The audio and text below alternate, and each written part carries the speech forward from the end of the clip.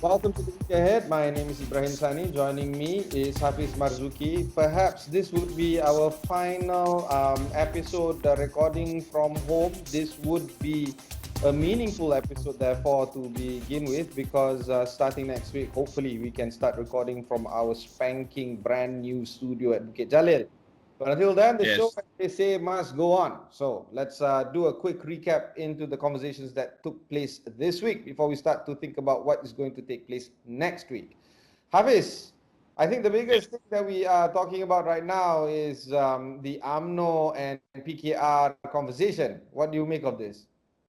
Yeah, if you look at it, Ibrahim, it's, well, honestly, if I were to say it, it looks like a mess. PKR is saying one thing, UMNO is saying another thing, and everyone is like beating around the bush. They are basically saying that informal talks have begun, but no decision has been made. But you see, the thing about this UMNO PKR talk is it must have meant something for you to be doing informal talks, because politicians, believe it or not, they talk among themselves informally all the time. I mean, like, the fact that both parties acknowledge that there are some discussions uh, in the process, no matter what it is, means a different thing, right?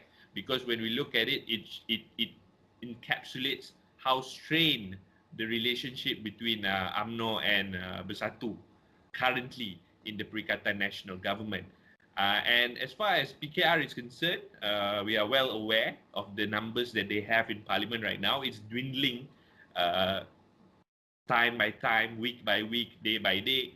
Um, and more MPs have come out from PKR to throw their support behind the Prime Minister Tan Sri Muhyiddin Yassin Perikatan National Coalition government.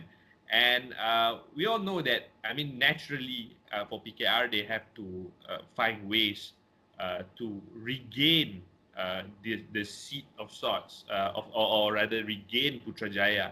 And I think somehow they felt, or rather the president, Datuk Sri Anwar Ibrahim, felt that they could do it with UMNO.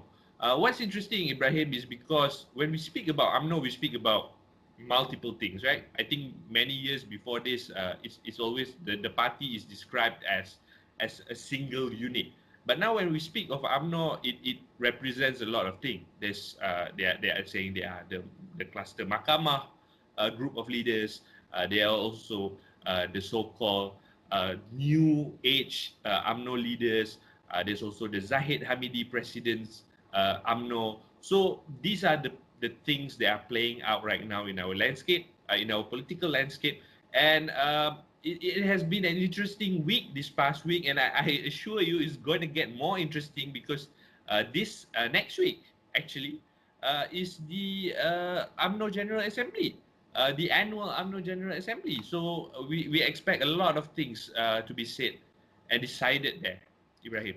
One of the items leading up to the UMNO General Assembly, Hafiz, as you rightly pointed out, that will take place on March 27th and March 28th, is that the party information chief, Shahril Hamdan, pointed out on his Twitter feed, talking about who specifically inside UMNO is the president of PKR talking to or speaking with. Because he argues that it's not the Majlis Tertinggi, the highest decision body of the party.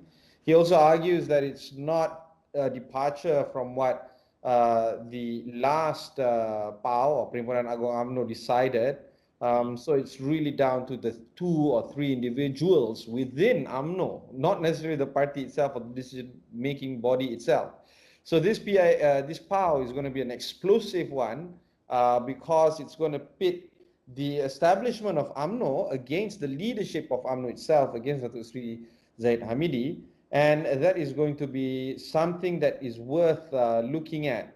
And we all remember UMNO is still trying to harbor the inspiration of being the single largest majority party inside the parliament, and it's okay for them to dream or having such a dream like that, because they are the largest party for 60 over years. So when you have that kind of muscle memory kicking in, and while you're no longer the biggest party today, it doesn't mean that they don't harbor the aspirations of continuing to become the biggest party in the years to come.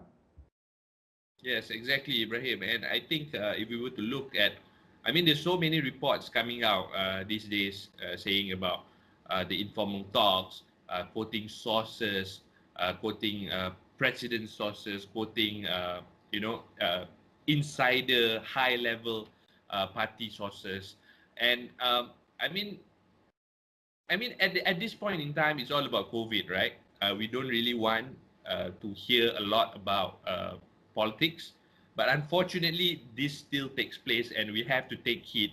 As media, we still have to cover everything that is worth noting, and this is definitely an important one because it basically going to determine how the political configuration or the political alignment will be heading into GE15 or even post GE15, Ibrahim. Yeah, it's not just about COVID-19 as well, because some would argue that the economy is also a big factor that needs to be dealt with. It's worth noting that all eyes are on the February inflation headline rate, as measured by the Consumer Price Index, because there are some expectations, at least the Edge is writing this, that expectations of a first positive reading might come in the months to come.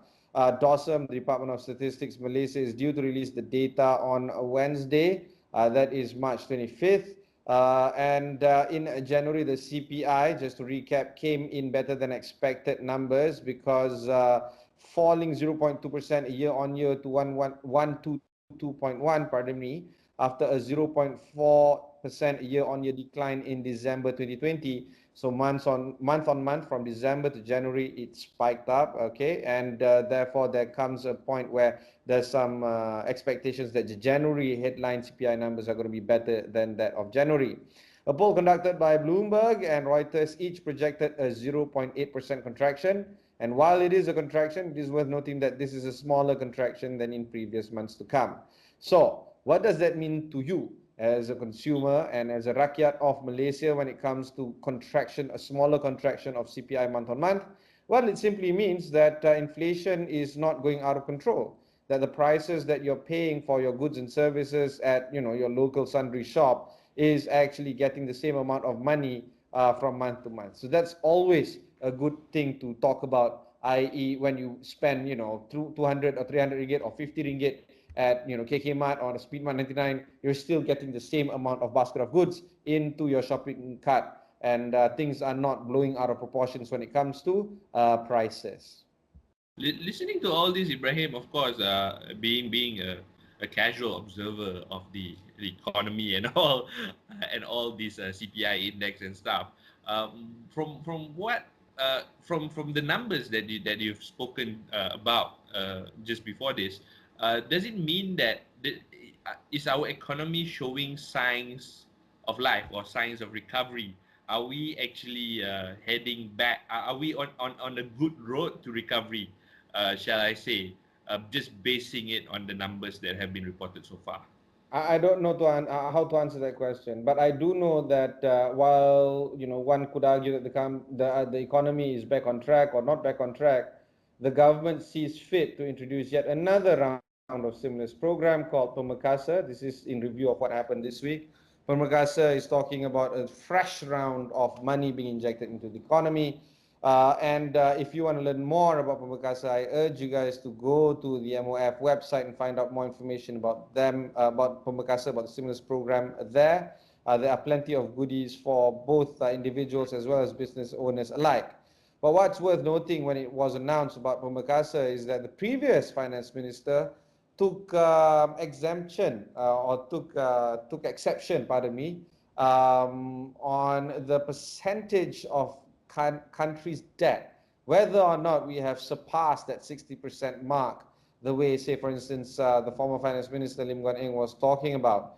Of course, some economists argue and have rebutted that particular argument posed by Lim Guan Eng, saying that the federal debt is the one that is above 60%, in fact, nearing 65%. Okay. Statutory debt, however, is 58% right now, up from 56%. So if you argue from the statutory debt argument, it is actually 58%. We're not passing over the 60%.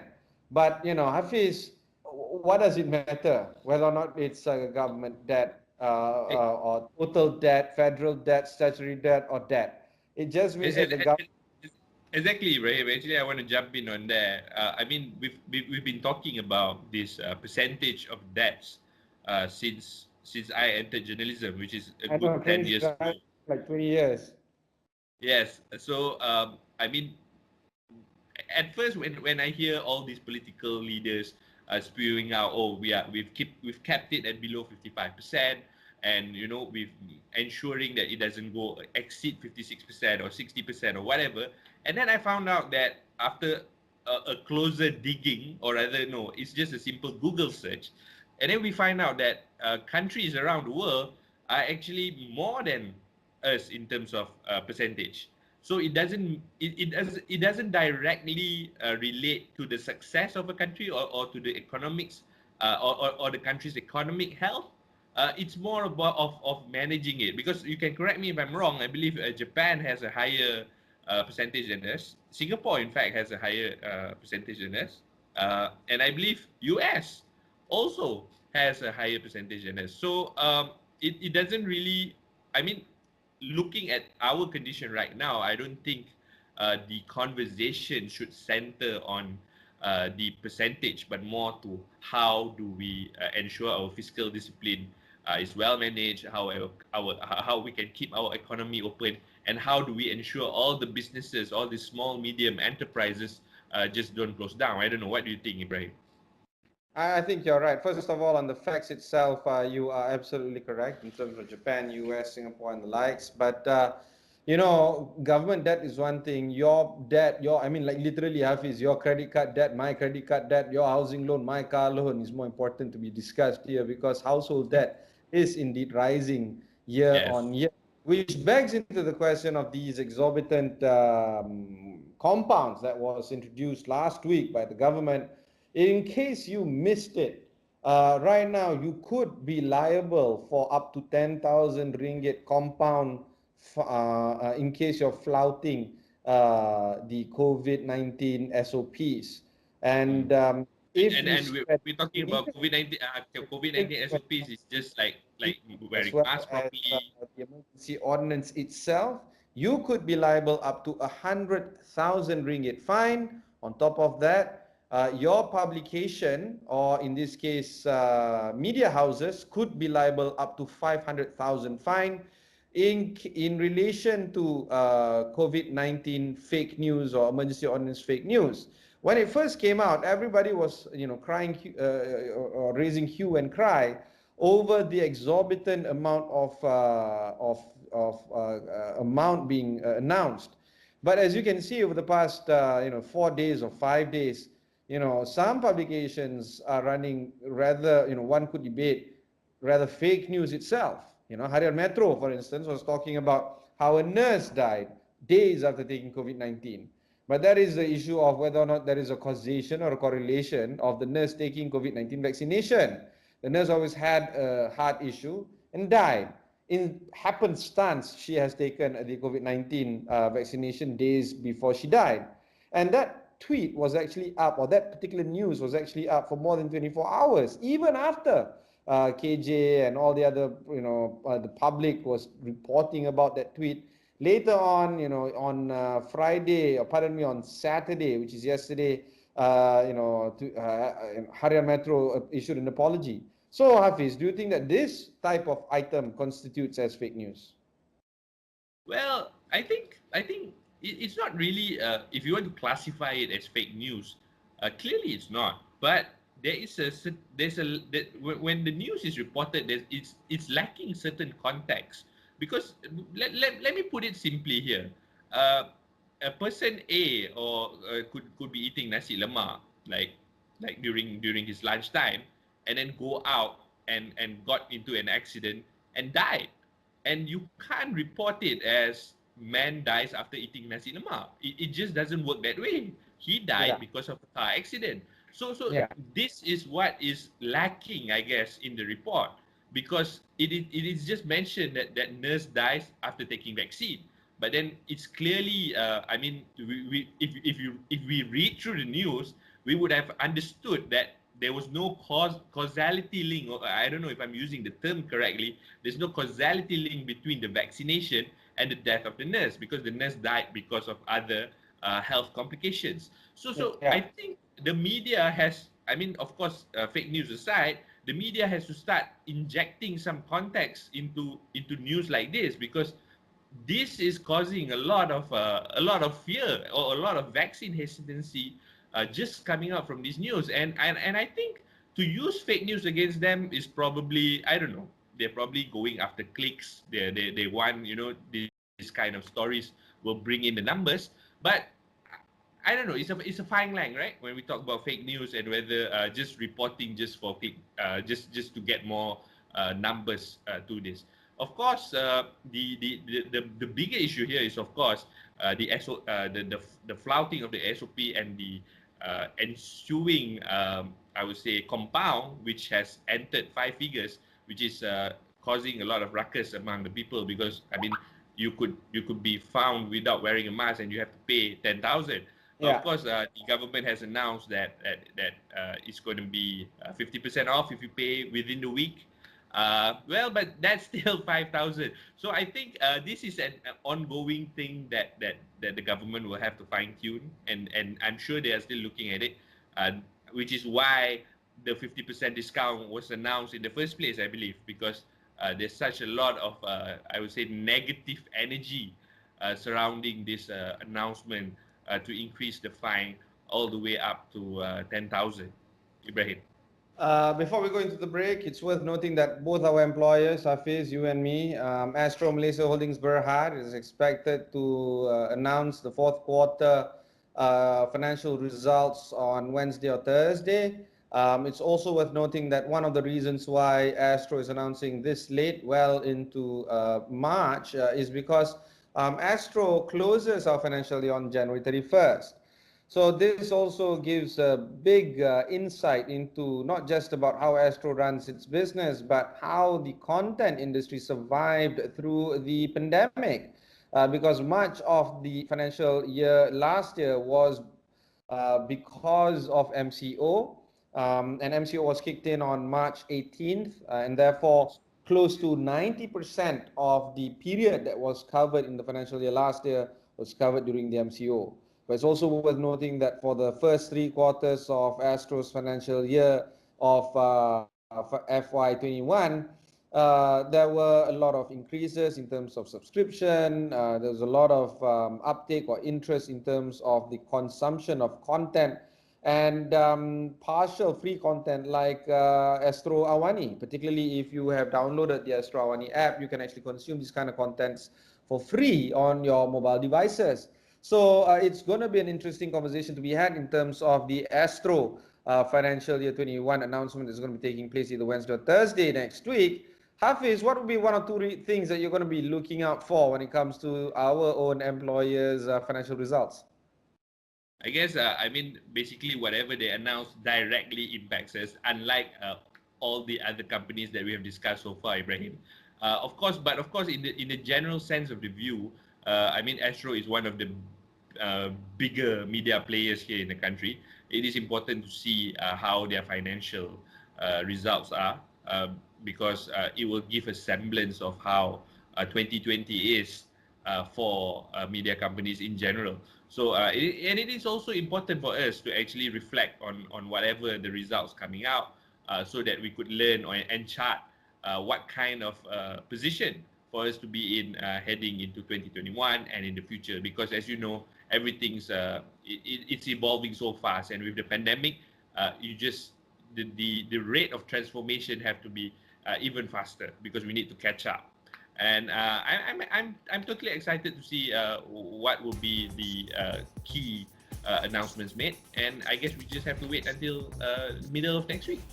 Fantastic. We'll go for a short break. When we come back, we'll talk more about North Korea and Malaysia right after these messages.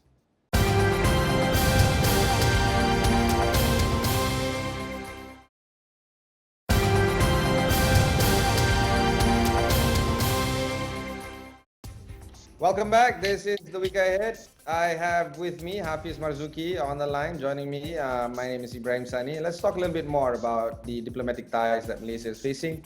We begin with Malaysia and Myanmar, where it took quite a bit for the Prime Minister to issue a statement even after the military junta took over the government of Myanmar. This is coming on the back of Jakarta and Singapore announcing the need for Myanmar to come to the negotiating table of ASEAN and to have a frank and thorough discussion into what is happening in that country. The Foreign Affairs Office of Malaysia, or Wisma Putra, has also issued likewise similar statement. Prime Minister also has issued similar statement. So in the week ahead, perhaps some developments of Myanmar might take place. We have no basis of saying this. There have been no clues or no feelers that have been put out in terms of what's going to happen from Wisma Putra or ASEAN when it comes to Myanmar. But it is worth noting that common sense would dictate that the conversation of ASEAN versus Myanmar is going to continue on at least for one more week in the week ahead. Also, quite interestingly enough, last week, North Korea severed their ties with Malaysia. We've had our colleagues camped out at the North Korean embassy trying to find out what's happening. Just like the country itself, the embassy also gives out no clues into what is happening behind their closed doors. Hafiz, did you even know Yes. that we had a diplomatic tie with North Korea prior to this severance? Okay, here's the interesting thing, Ibrahim. I think, I mean, we've been colleagues before, and we've parted ways, and then I returned to AWANI, right?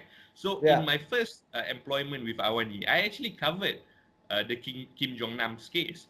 I was one of the reporters who were running around, finding out what happened to the body and covering the court case. And at that time, I believe the ambassador from North Korea to Malaysia was Kang Chol, and that whole episode where he had to leave the embassy, I was there covering it back then when it happened. So I was surprised to hear that North Korea is severing ties now. In fact, I thought that was the episode that ended everything for Malaysia and North Korea after what happened there. So I mean, it came to as a use news for me, you know. now once you use nerve gas on your own citizen in an airport in a foreign country, that is game Yeah, that over, bro. warrants a strike, right? It's a third strike straight up. It's a red card. So I Yes. don't know, man. But what is the end story of this? You're right, and then you bring up these old names like Kamchol and all these other Kim Jong Nam. I haven't heard these names in years, but how do you think this story will finish in But the week? at one time they were headlines, right? I mean, Kim Jong Nam was one of the biggest cases to ever be in Malaysian soil.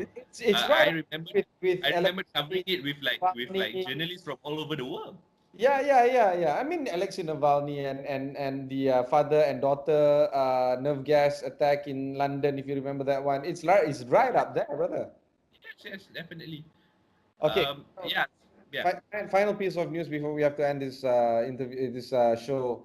The Met Department. All right, I know this. People are not taking this seriously, but this is very serious because last week we told you that the Met Department have warned that thunderstorms are coming ahead, and some of my friends were saying like, really, you got to mention this in your show. I said yes because after a dry spell of a few weeks, and then the Met Department warns people that there's going to be thunderstorms, and then thunderstorms arrived this week, and then we've seen some flash floods in some parts of Malaysia. So here's another warning. I'm going to pull up this particular graphic. Let's put it up on the screen right now. As you can Yes. see, the graphics show that the Met Department is warning of high seas, high waves in the South China Sea. All these famous places like Tioman and all these Sabah beaches and all these Redang, it's not going to be worthwhile visiting there. So it's not just about rentas negeri restrictions. It's also just not worthwhile going out there for a vacation right now as we speak. So Yes. just stay put. Unless you have taken the vaccine, and 85% of other Malaysians or Malaysian adults have taken the vaccines. Stay put. Hafiz, do you have any vacation plans? No, actually, Ibrahim, no vacation plans. You're I mean, waiting since for last the year. announcement, financial results, then you go for the vacation plan. Yeah, I guess that have to be it. I have to think again after next week. But I think what I want to chime in on your warning there. It's definitely warranted. And what's more important here is actually, if flash floods were to happen, actually, and if it were to impact a big amount or large amount of people, I guess I don't know what is the SOP for what is the pandemic SOP for housing people who suffered from floods, because as we all know, when floods happen, large amount of people are congregating in centers, and it's usually haphazard because they have lost their homes, they have lost their belongings. Uh, well, we have to start thinking about it, right, Ibrahim? You have How to. do we actually house Okay, victims before in you this? raise this point, I didn't even give it a thought, to be frank. Now that you've raised this, yeah, images of relief centers where people, congregate, they want sekolah, they want serbaguna, you name it, right? Yeah, We you're don't right. want to hear a flood cluster, right? No, no, no, no. Enough of clusters. I mean, the cluster fish that is happening right now is already terrible to begin with. But that is something that we need to think about in the week ahead. So stay put, stay at home, don't rentas negeri. Get your names registered on MySejahtera. Oh yeah, before I forget, you can start registering your dependents on MySejahtera. Just download the latest version of MySejahtera app. So I've registered all my children, even though all of them are underage. We'll see how it goes. If the eldest, for instance, if it's above 12, vaccines are allowed for above 12. At least my eldest can also take the vaccine. So start, going through the MySejahtera app and find out some details there. Until then, thanks very much for watching. Stay safe, keep yourself vigilant, and try to be vaccinated as early as possible. Till then, thanks very much. My name is Ibrahim Sani. On the line is Hafiz Marzuki. Until we meet again.